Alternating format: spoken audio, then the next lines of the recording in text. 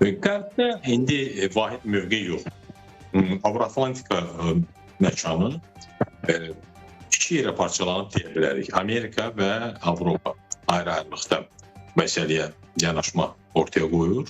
Hal-hazırda Avropa İttifaqı bu məsələdə daha qətiyyətlidir və daha sərtdir. Onlar 17-ci sanksiyanı qəbul elədilər. Səhv etmirəmsə, burada hardasa 200-ə qədər Rusiyanın kölgə tankerinə aid olan, daxil olan gəmilərin fəaliyyətinin məhdudlaşdırılmasına dair belə bir sanksiya var idi. İhtimalla orada digər məsələlər də vardı və bildiyim qədər artıq onlar 18-ci sanksiya üzərində də işləyirlər.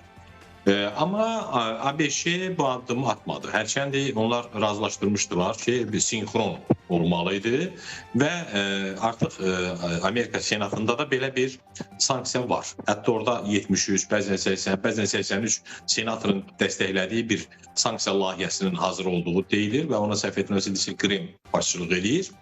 Və ehtimal olunurdu ki, bu danışıqlarla bağlı, atəşkəslə bağlı Rusiya razılaşacaqsa, bu sanksiyalar tətbiq olunmasın. Razılıq olmayacaqsa, o halda sanksiyaların tətbiqinə dair konkret addımlar atılacaq. Avropa İttifaqı bu addımlar attı. Amma Trump bu addımların atılmasını bildiyim qədər hələlik yubadır. Burada ehtimal nədir? Ümumiyyətlə, ekspertlər belə düşünürlər ki, Amerika hələ də Rusiya ilə anlaşacağına, uzlaşacağına ümid edir. Yəni, bu açıq mənbələrdə olan informasiya bu cürə təqdim olunur.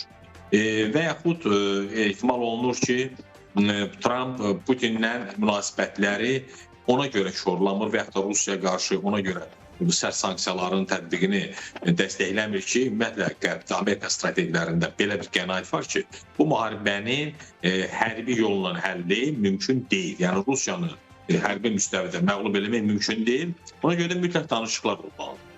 Amma Ukrayna tərəfi və digər bir çox ekspertlərinin yanaşması belədir ki, Amerikanın bu algısı, yəni Trump'ın bu mövqeyi əslində yanlışdır.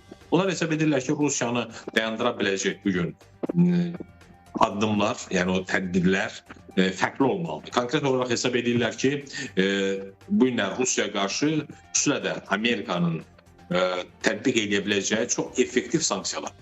Burada ümumiyyətlə Rusiya banklarının sivil sistemindən çıxarılması var. Burada yeri gəlmişkən onu Trump özü də səsləndirib. Rusiyadan neft və qaz alan ölkələrə və şirkətlərə qarşı tətbiq olunan çox ağır rüsumlar, hətta 500% rüsumların tətbiqinə dair müddəalar var. İkinci sanksiyaların tətbiqinə dair müəyyən addımlar var. Yəni bunlar atılarsa, o halda Rusiyanı dayandırmaq mümkündür. Amma Amerika hələlik bu addımları atmağa tələsmir. Hətta belə bir yerə qənaət var ki, sanki Amerikanın siyasi establishmenti iki yerə bölünüb, yaxşı və pis polis. Trump burada pis polis rolundadır, amma senatorlar da yaxşı polis rolundadır ki, onlar deyirlər, yox, biz mütləq bu sanksiyaları hazırlamışıq və tətbiq edəcəyik. Amma anlaşılan odur ki, hələlik sanksiyaların tətbiqinə tələsmirlər.